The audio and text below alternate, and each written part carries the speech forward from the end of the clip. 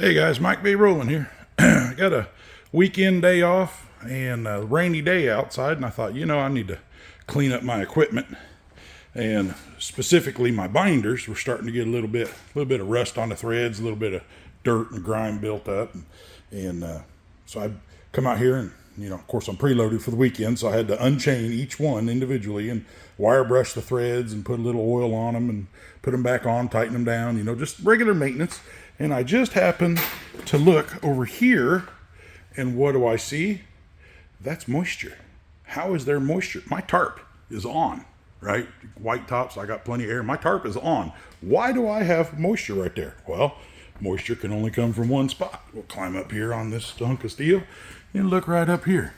I put a little mark so I can find it easily and patch it, but when you lift up on that tarp, just so, what do you see? Son of a gun, I got a hole. Completely invisible from the ground, but when it rains, that rain, if it can find a way, it will get in. So yeah, I gotta wipe that all down and dry it off real good before I make my delivery, because I don't want them freaking out over a little bit of moisture.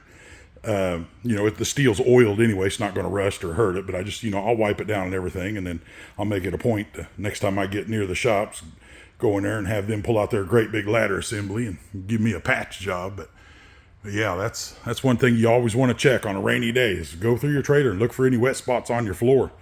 As I must have rubbed something, maybe a tree branch hanging down or something, just beak right across the top and put a little bitty hole in it, because it's just vinyl. That's thin stuff. It'll pop right through there. You gotta check it constantly for holes, because man, you don't want to damage a load of steel. That is expensive. But yeah, that's what we're doing out here today. Just a word to the wise: check your equipment, keep it cleaned up and greased and oiled. I just used motor oil. I got a little jug here to kind of give you an idea of what I do. I just got an old bottle of transmission fluid, and I took a screw and screwed it into the lid, and I just pull this little screw out and just right along the threads, and then I run them all the way in and all the way back out, and they're all nice and oily and cleaned up. And that's how I got my little maintenance box there with my pliers and wire brush and everything I need to clean my binders up, and it just stays up there in the front by my chair in that little box. And keep up with your equipment, and it'll last you for a long, long, long time. But another thing I was going to talk about that a lot of people don't know is these chains over time, these links will stretch. The metal fatigues. I've had these chains for about 6 years, and I'm thinking now that they're starting to get some rust on them, and they're not gold anymore. They're all starting to get that surface rust. But I've been using them for 6 years now, and they don't look they don't look stretched, but I'm starting to think it's time to just order a whole new set of chains and replace them all, and then hang these up in the garage and put them in retirement and use them with the tractor to pull shit out of the ditch. You know what I mean? But not securing $100,000 steel coils anymore with old chains that could snap at any time. Just precautions, something I myself am going to do. I know other guys that they do the same thing. About every 5 or 6 years, they replace their chains. But I've seen guys out there with chains that throw rusty dust clouds when they throw the chain across the steel. I mean, they're that freaking old. Yeah, not me.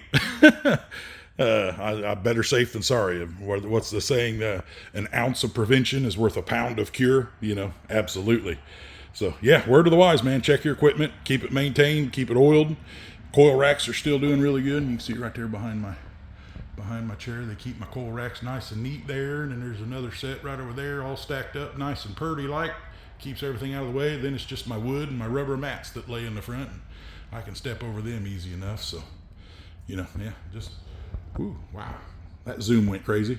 But yeah, word to the wise: keep your stuff clean, keep it maintained, replace it every once in a while. These binders, they're still doing really good, but as soon as you start to get a little bit of wiggle in that thread as you're tightening the binder, everything's just wearing, opening up, and they're possibility of failure. Like I said, these chains and binders are about 6 years old, and it's about time. It costs probably $800-900 to replace all 12 chains and binders, but I'd rather spend $800-900 and be 100% sure that my equipment's good to go, rather than something break, lose a hunk of steel, have a you know, big DOT write up on your record, a tow truck, hell, that could cost you thousands. Plus, you got to buy the steel, insurance policy. I mean, it could turn into several $1,000s time you pay deductible and all that crap. So, yeah, ounce of prevention's worth a pound of cure, man. I'd rather replace my equipment and know that very unlikely that anything's going to break or snap, that it's all in tip-top condition.